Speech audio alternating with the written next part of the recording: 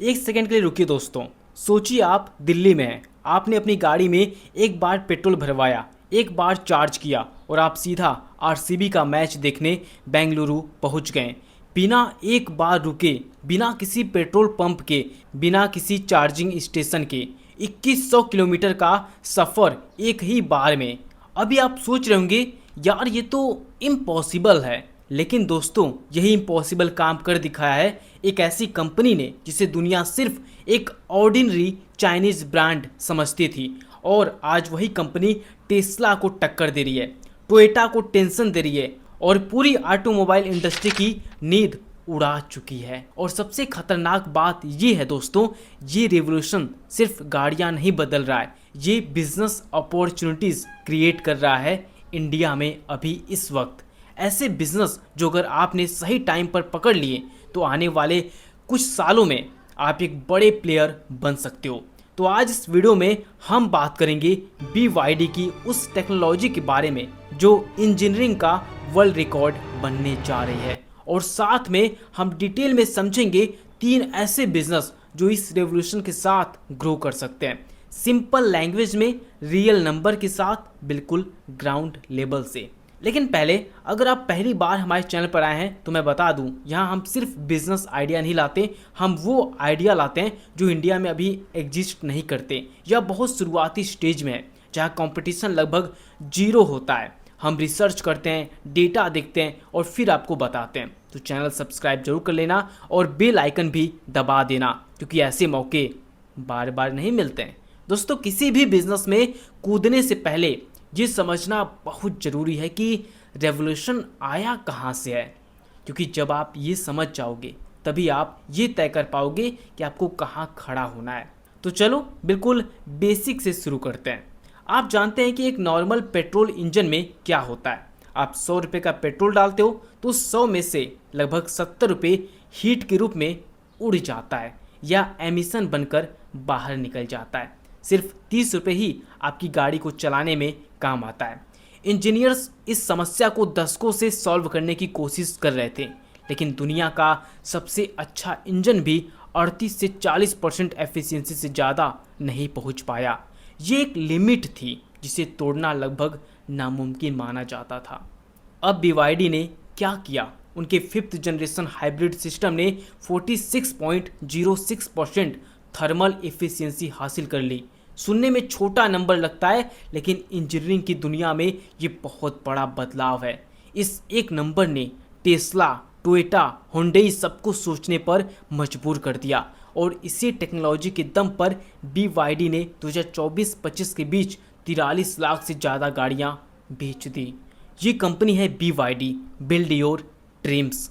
पहले ये सिर्फ बैटरी बनाती थी, लेकिन इन्होंने अपनी बैटरी टेक्नोलॉजी को ही अपना सबसे बड़ा हथियार बना लिया। इनकी ब्लेड बैटरी का टेस्ट किया गया, नेल पेंट्रेशन टेस्ट, जहां दूसरी बैटरियां छेद होने पर आग पकड़ लेती हैं, वहीं BYD की बैटरी सुरक्षित रही। मतलब ये कंपनी सिर्फ रेंज नहीं दे रही, सेफ्टी भी दे रही है, और यही कॉम्बिनेशन है जो इस रेवोल्यूशन को अनस्टॉपेबल बना रहा है। BYD का 5th जनरेशन DMI सिस्टम एक हाइब्रिड सिस्टम है, लेकिन यह ट्रेडिशनल हाइब्रिड से बिल्कुल अलग है। समझो ऐसे, आपके पास एक इलेक्ट्रिक गाड़ी है, वह इलेक्ट्रिक मोटर से चलती है, लेकिन साथ में एक छोटा सा पेट्रोल इंजन भी है जो एक सुपर एफिशिएंट जनरेटर की तरह काम करता है। जब बैटरी लो हो, वह पेट्रोल इंजन स्टार्ट होता है और बैटरी चार्ज करता रहता है, और जब फुल चार्ज हो और फुल टैंक हो तब मिलता है 2100 किलोमीटर का रेंज। इसकी 3 वैरायटीज़ हैं जो मार्केट में आ रही है। पहला DMI, यह सिटी ड्राइविंग के लिए, रोजाना ऑफिस जाने वाले लोगों के लिए, इफिशियंसी मैक्सिमम। दूसरा DMP, यह परफॉर्मेंस के लिए है, जो लोग हाईवे पर ड्राइव करते हैं, स्पीड और पावर दोनों चाहिए। और तीसरा है DMO, यह ऑफ रोड एडवेंचर के लिए, पहाड़, जंगल, कीचड़ सब हैंडल करता है। AI based central brain system भी इसमें है। सेंसर्स और रडार के थ्रू ड्राइविंग और सेफ्टी दोनों हैंडल होती है। और प्राइस टेस्ला और बाकी कंपनीज के कंपैरिजन में BYD सिग्निफिकेंटली ज़्यादा अफोर्डेबल है। मतलब technology world class, price accessible. अब तो समझ गए ना दोस्तों, ये सिर्फ एक नई गाड़ी नहीं है, ये एक पूरी नई इकोसिस्टम की शुरुआत है। और हर नई को सिस्टम के साथ आते हैं नई अपॉर्चुनिटीज। दोस्तों पहला बिजनेस मैं आपको बताने जा रहा हूँ वह है ईवी चार्जिंग और स्पेशलाइज्ड सर्विस सेंटर का बिजनेस। और मैं चाहता हूं कि आप इसे बहुत सीरियसली लें क्योंकि ये 2025 का पेट्रोल पंप खोला जाना है। सोचिए एक सेकंड के लिए, जब पेट्रोल कार्स आई थी तो जो लोगों ने पेट्रोल पंप्स खोले थे इनिशियली वह सब आज कहाँ पे हैं? करोड़पति हैं भाई साहब, क्योंकि उन्होंने एक इंफ्रास्ट्रक्चर नीड को सही टाइम पर आइडेंटिफाई किया था। आज एग्जैक्टली वही सिचुएशन ईवी चार्जिंग के साथ है। इंडिया में इलेक्ट्रिक व्हीकल्स का मार्केट तेजी से ग्रो हो रहा है। टाटा, महिंद्रा, हुंडई, BYD सब ईवी ले आ रहे हैं, लेकिन इंफ्रास्ट्रक्चर वह अभी तो बहुत पीछे है। आज इंडिया के ज़्यादातर सिटीज़ में एक मोहल्ले में एक भी डेडिकेटेड ईवी चार्जिंग स्टेशन नहीं है, और जो है वह मोस्टली हाईवे पर है या मॉल्स के पार्किंग में। एक कॉमन ईवी ओनर जो रोज ऑफिस जाता है उसके लिए कन्वीनियंट चार्जिंग एसेस नहीं है। यही गैप है दोस्तों, और यही आपका बिजनेस अपॉर्चुनिटी है। लेकिन यह बिजनेस सिर्फ चार्जिंग तक लिमिटेड नहीं है, यह एक स्पेशलाइज्ड सर्विस सेंटर भी है, क्योंकि ईवी गाड़ियाँ ट्रेडिशनल गैरेजेस में ठीक नहीं होती। इनका सॉफ्टवेयर होता है, बैटरी सिस्टम होते हैं, इलेक्ट्रिक ड्राइव ट्रेन होता है। इन्हें ट्रेंड टेक्नीशियंस चाहिए। आज इंडिया में ऐसे ट्रेंड टेक्नीशियंस बहुत कम है। मतलब अगर आप एक ऐसा सेंटर खोलें जो चार्जिंग भी करे, बेसिक डायग्नोस्टिक्स भी करे और माइनर सर्विसिंग भी करे, तो आप एक ऐसी मार्केट में हो जो अभी ऑलमोस्ट इम्पटी है, मतलब बिल्कुल खाली है। गवर्नमेंट भी इस डायरेक्शन में पुश कर रही है। FAME स्कीम के थ्रू ईवी इंफ्रास्ट्रक्चर पर सब्सिडीज मिल रही है। स्टेट गवर्नमेंट्स भी इंसेंटिव्स दे रही है। मतलब नॉट ओनली मार्केट अपॉर्चुनिटी है बल्कि गवर्नमेंट सपोर्ट्स भी है। स्टार्टिंग इन्वेस्टमेंट रिलेटिवली मैनेजेबल है। एक छोटी जगह 2 से 4 चार्जिंग यूनिट्स और बेसिक ट्रेनिंग और आप शुरू कर सकते हो। और जैसे जैसे ईवीज बढ़ेंगे, और ये निश्चित है कि बढ़ेंगे, आपका बिजनेस ऑटोमेटिकली स्केल करेगा। सबसे बड़ा एडवांटेज यह है कि यह एक लोकेशन बेस्ड बिजनेस है। मतलब कंपटीशन लिमिटेड होगा, क्योंकि हर एरिया में एक ही अच्छा प्लेयर ज़्यादातर केसेस में काम कर सकता है। जो पहले आएगा वह टेरिटरी पकड़ लेगा, और यही मेरा पॉइंट है दोस्तों। यह टेरिटरी अभी पूरी तरह से खाली पड़ी हुई है। दोस्तों दूसरा बिजनेस थोड़ा ज़्यादा फ्यूचर फॉरवर्ड है, लेकिन यही चीज़ इसे ज़्यादा एक्साइटिंग भी बनाती है। यह है बैटरी डायग्नोसिस और रिसाइकलिंग का बिजनेस। और ये सुनने में टेक्निकल लगता है, लेकिन मैं आपको बिल्कुल सिंपल में समझाता हूँ। सोचिए जब ईवीज बढ़ेंगे तो उनमें बैटरीज लगेगी। वह बैटरीज एक समय के बाद वियर आउट होंगी। एक एवरेज ईवीज बैटरी की लाइफ होती है रफली 8 से 10 साल या 1.5 से 2 लाख किलोमीटर। उसके बाद वह बैटरी गाड़ी के लिए ऑब्सोलेट हो जाती है, लेकिन वह कंप्लीटली डेड नहीं होती। उसकी कैपेसिटी 70 से 80% बाकी रहती है। अब यह बैटरी कहाँ जाएगी? यहीं से शुरू होता है यह बिजनेस। पहला पार्ट है बैटरी डायग्नोसिस, मतलब यूज्ड ईवी बैटरीज को टेस्ट करना, उनकी रिमेनिंग कैपेसिटी मेजर करना और यह डिसाइड करना कि वह किसी और यूज केस के लिए फिट है या नहीं। बहुत सारी यूज्ड बैटरी सेकेंड लाइफ के लिए यूज हो सकती हैं।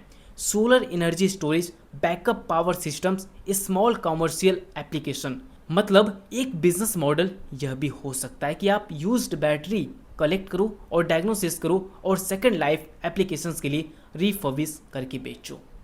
दूसरा पार्ट है रिसाइकलिंग। जो batteries generally end of life हैं उन्हें रेस्पॉन्सिबली रिसाइकल करना। इन बैटरीज में लिथियम, कोबाल्ट, निकल, मैग्नीज जैसी वैल्यूएबल मटेरियल्स होती हैं। अगर ये बैटरीज प्रॉपरली रिसाइकल नहीं होती तो इन्वायरमेंट को बहुत नुकसान होता है, लेकिन अगर प्रॉपरली रिसाइकल हो तो इन मटेरियल्स को नई बैटरीज में दोबारा यूज किया जा सकता है। इंडिया अभी इस प्रॉब्लम के लिए कम्प्लीटली अनप्रिपेयर्ड है। हमारे पास ना ज़्यादा रिसाइकलिंग इंफ्रास्ट्रक्चर है, ना इनफ ट्रेंड मैन पावर। और आने वाले 5 से 7 सालों में जब बैटरीज की एक वेब मार्केट में आने लगेगी तो ये एक मैसिव क्राइसिस बन सकती है या एक मैसिव बिजनेस अपॉर्चुनिटी। अब आप इन दोनों में से एक को चूज करते हो दोस्तों, क्राइसिस देखते हो या अपॉर्चुनिटी देखते हो। गवर्नमेंट भी इस डायरेक्शन में रेगुलेशंस बना रही है। एक्सटेंडेड प्रोड्यूसर रिस्पॉन्सिबिलिटी EPR के थ्रू मैन्युफैक्चरर्स को बैटरी वेस्ट हैंडल करना पड़ेगा। इसका मतलब यह है कि मैन्युफैक्चरर्स खुद भी इस स्पेस में पार्टनर्स ढूंढेंगी। अगर आपके पास एक क्रेडिबल बैटरी रिसाइकलिंग स्टार्टअप हो तो आप उन्हें डायरेक्टली सर्विस प्रोवाइड कर सकते हो। अब आप सोचेंगे कि शुरुआत कैसे करें।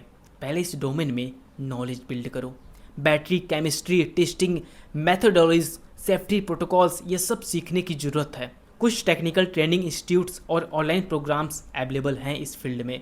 फिर एक छोटा पायलट स्टार्ट करो, लोकली यूज्ड बैटरी कलेक्ट करो, डायग्नोसिस करो और सेकेंड लाइफ अपॉर्चुनिटीज़ एक्सप्लोर करो और धीरे धीरे स्केल करो। ये बिजनेस एक ऐसा सीड है जो आज लगाया तो 3 से 5 सालों में एक बड़ा पेड़ बन सकता है।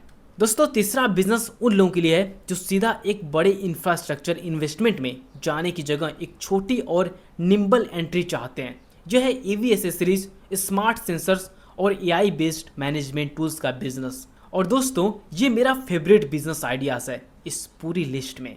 क्यों? क्योंकि ये बिल्कुल वैसे ही है जैसे मोबाइल फोन्स के आने के बाद मोबाइल एसेसरीज का बिजनेस आया था। याद करो, जब 2010-2012 के आसपास स्मार्टफोन कॉमन होने लगे तो एक बड़े वेब में screen guards, phone cover, chargers, earphones, power banks, सब कुछ बिकम अ मैसिव मार्केट। छोटे छोटे शॉप्स में करोड़ों का बिजनेस होने लगा था। सेम चीज़ ईवी के साथ भी होगी। इन नई एडवांस गाड़ियां जैसे BYD की, इनमें एआई सेंसर्स लगते हैं, एडवांस सेफ्टी सिस्टम होते हैं, स्मार्ट कनेक्टिविटी फीचर्स होते हैं। लेकिन ये सब फैक्ट्री फिट फीचर्स के अलावा भी बहुत कुछ एड ऑन में अवेलेबल है या होगा। Dashboard cameras with AI features, parking sensors, blind spot monitors, advance sound system design for EVs. क्योंकि ईवीज क्विट होती है तो इन कार ऑडियो एक्सपीरियंस ज़्यादा मैटर करता है। ये पूरा इकोसिस्टम अभी बन रहा है और आप चाहो तो इस पूरे मार्केट गैप को आप कहीं से भी बल्क में आइटम उठा सकते हो। जैसे कि चाइना से लोग बहुत ही सस्ते में उठाकर इस चीज़ को सेल कर सकते हैं क्योंकि चाइना ही इन सब का हब मार्केट है। और दोस्तों, एसेसरीज के अलावा एक और एंगल है जो ज़्यादा पावरफुल है, वह है AI based fleet management tools. India में एक बड़ी मार्केट डेवलप हो रही है। कंपनीज जो डिलीवरी के लिए इलेक्ट्रिक व्हीकल यूज करती हैं, logistic companies, quick commerce companies आदि, इन्हें एक डैशबोर्ड चाहिए होता है। बैटरी हेल्थ मॉनिटर करो, ड्राइवर बिहेवियर ट्रैक करो, चार्जिंग शेड्यूल ऑप्टिमाइज करो, मेंटेनेंस प्रिडिक्ट करो। ये software service as a business model है और इंडिया में इसके लिए बहुत कम प्लेयर्स हैं अभी। अगर आपके पास थोड़ी टेक्निकल बैकग्राउंड है या कोई टेक्निकल पार्टनर है तो इस डायरेक्शन में एक SaaS प्रोडक्ट या एक कंसल्टिंग सर्विस शुरू करना इस वक्त एक बहुत बड़ा स्मार्ट मूव है। और अगर टेक्निकल बैकग्राउंड नहीं है तो एसेसरीज डिस्ट्रीब्यूशन और इंस्टॉलेशन सर्विस भी एक बिल्कुल बहुत ही अच्छा ऑप्शंस है। दोस्तों, सबसे इंपॉर्टेंट बात करें, इस बिजनेस में एंट्री बैरियर लो है। आप छोटे से शुरू कर सकते हो। एक एरिया में एसेसरीज की सप्लाई करो, इंस्टॉलेशन सीखो, कस्टमर बेस बनाओ, फिर स्केल करो। और जब मार्केट ज़्यादा मैच्योर हो जाए, जैसे लोग ईवीज पर ज़्यादा डिपेंड हो जाएं, ज़्यादा जानने लगे उसके बारे में, तब तुम ऑलरेडी स्टेबलाइज्ड प्लेयर बन चुके होगे। दोस्तों, आज मैंने आपको 3 बिजनेस बताएं, ईवी चार्जिंग और सर्विस सेंटर जो कल का पेट्रोल पंप है, बैटरी डायग्नोसिस और रिसाइकलिंग जो एक अनएवॉइडेबल इन्वायरमेंटल और इकोनॉमिक नीड है, और तीसरा ईवी एसेसरीज और एआई टूल्स जो लो इन्वेस्टमेंट के साथ हाई पोटेंशियल ऑफर करता है। लेकिन मैं एक बात और कहना चाहता हूँ, BYD एक बैटरी कंपनी थी और आज वह दुनिया की लार्जेस्ट ईवी मैन्युफैक्चर है क्योंकि उन्होंने एक शिफ्ट देखी जब दूसरे लोग सिर्फ पेट्रोल इंजन्स में सोच रहे थे और उन्होंने डिसाइड किया कि हम इस शिफ्ट के साथ चलेंगे नहीं तो पीछे रह जाएंगे। आज इंडिया में वही शिफ्ट आ रही है और आप अभी इस वीडियो को देख रहे हो, मतलब आप ऑलरेडी ज़्यादातर लोगों से आगे हो क्योंकि ज़्यादातर लोग ये कन्वर्जेशन 3 से 4 साल बाद करेंगे जब ये मार्केट ऑलरेडी सैचुरेट हो चुकी होगी। दोस्तों, अभी वक्त है, अभी एंट्री करो, अभी सीखो, अभी कनेक्ट करो इस इकोसिस्टम से। एक लास्ट चीज़ दोस्तों, अगले वीडियो में हम बात करेंगे एक और बड़े रेवोल्यूशन के बारे में जो इंडिया के मैन्युफैक्चरिंग सेक्टर में आ रही है, जो ईवी से भी ज़्यादा डायरेक्टली आपके डेली बिजनेस से कनेक्ट है। वह वीडियो मिस मत करना, इसलिए चैनल को सब्सक्राइब करो, बेल आइकन दबाओ और कमेंट में ज़रूर बताओ इन तीनों बिजनेस में से आप कौन सा एक्सप्लोर करना चाहते हो। Number 1 EV charging, number 2 battery recycling या नंबर 3 एसेसरीज और एआई टूल्स। आपका जवाब मुझे बताएगा कि अगली वीडियो में किस बिज़नेस की और गहरी डिटेल्स लानी चाहिए। और जितने भी लोग नौकरी करते हैं उन्हें ये वीडियो देखने की ज़रूरत है, तो इसे अभी देखें और जीवन में आगे बढ़ें, क्योंकि नौकरी में बॉस का ताना, टाइम मैनेजमेंट बहुत दुख देता है भाई साहब।